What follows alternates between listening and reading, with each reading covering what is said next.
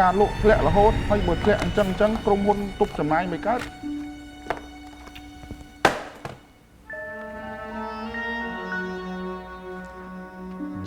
ចាប់មែនតើហ្មង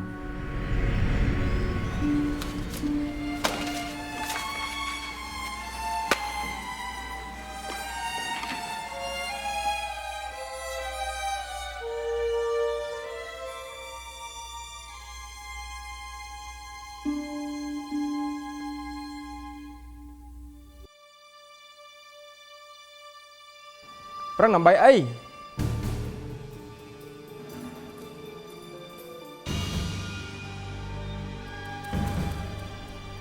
បើគ្មានសមត្ថភាពកុំធ្វើ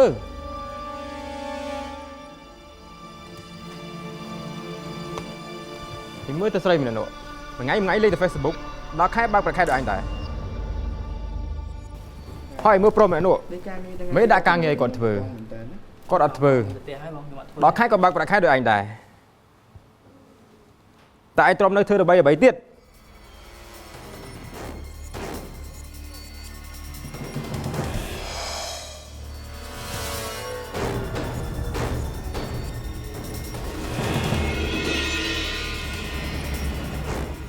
ជប់ប្រឹងទៅ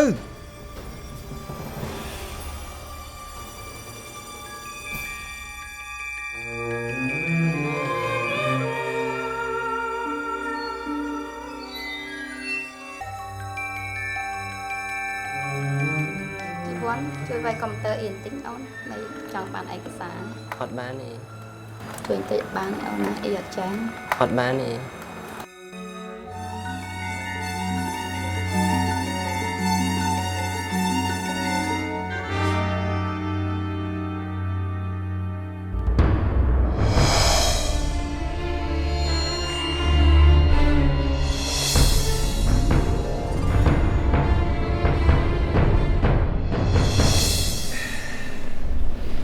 ខំធ្វើការម្លេះបងខ្ញុំមិនមែនជាមនុស្សដែលងាយបោះបង់នោះទេខ្ញុំឃើញការលក់ខែហ្នឹងកើនឡើងខ្ពស់ការងារល្អមែនទែនអរគុណបងខ្ញុំមានគោលដៅច្បាស់លាស់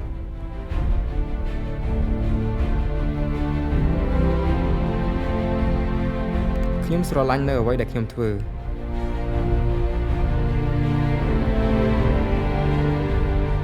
គេដាក់ការងារឲ្យបដិសេធរហូត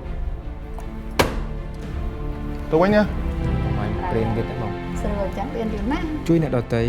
ក៏ជួយឲ្យខ្លួនឯងជោគជ័យដែរហើយខ្ញុំជឿជាក់លើខ្លួនឯងថាខ្ញុំនឹងធ្វើបានរបាយការណ៍រស់នៅខែ5នៅឆ្នាំ2019របស់យើងនេះគឺយើងទទួលបាន over target ចំនួន222%Good job ការងារល្អ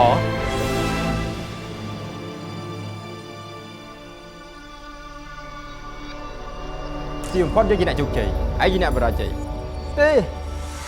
ឯងគ្រាន់តែជាកូនចិត្តចង្រៃរបស់យើងតែប៉ុណ្ណោះចិត្តចង្រៃរបស់យើងតែប៉ុណ្ណោះទេចិត្តចង្រៃមែនទេចិត្តចង្រៃចិត្តចង្រៃចិត្តចង្រៃទេឯងចាប់លីចេញទៅ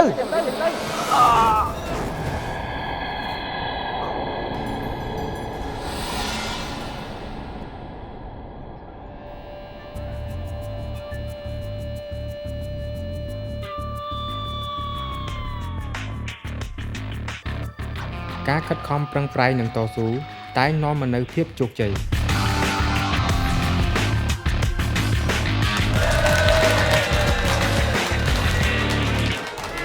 រួមគ្នាសហការគ្នាដើម្បីភាពរីកចម្រើនទាំងអស់គ្នា